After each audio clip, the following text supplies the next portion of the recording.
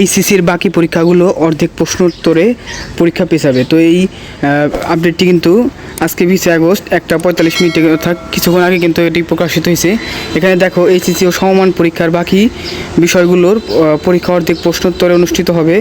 আর পরীক্ষা 11 সেপ্টেম্বর থেকে আরও 2 সপ্তাহ পিছিয়ে যাবে, অর্থাৎ তোমাদের পরীক্ষার সময় কিন্তু আরও পিছানো হবে।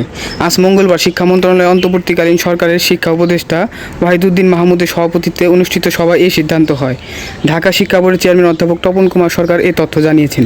উদাহরণ হিসেবে বলা যায়, আগের যদি একটি বিষয়ে 8টি প্রশ্নের উত্তর দিতে হতো, এখানে 4টি প্রশ্নের উত্তর দিলেই হবে। তবে পরীক্ষার সময় পূর্ণ সময়ই থাকছে।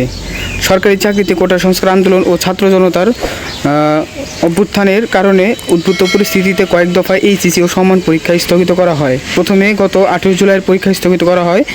এরপর একসঙ্গে 21, 23 ও 25 জুলাইয়ের পরীক্ষা স্থগিত করা হয়। এরপর 28 জুলাই থেকে 1 আগস্ট পর্যন্ত পরীক্ষা স্থগিত করা হয়। পরে সিদ্ধান্ত হয় 11 আগস্ট থেকে নতুন সময়সূচিতে এইচএসসি ও সমান পরীক্ষা নেওয়া হবে। কিন্তু পরে জানানো হয় 11 আগস্ট পরীক্ষা হচ্ছে না। তো এই আপডেটটি কিন্তু এই মুহূর্তে কিছুক্ষণ আগে প্রকাশিত হয়েছে, অর্থাৎ তোমাদের পরীক্ষার সময় কিন্তু পেছানো হয়েছে। এবং পূর্বে তোমাদের যেমন 8টি প্রশ্ন উত্তর দিতে হতো, সেখানে তোমাদের 4টি প্রশ্ন উত্তর দিলেই হবে। তো এই রিলেটেড একটি আপডেট কিন্তু জানিয়েছেন।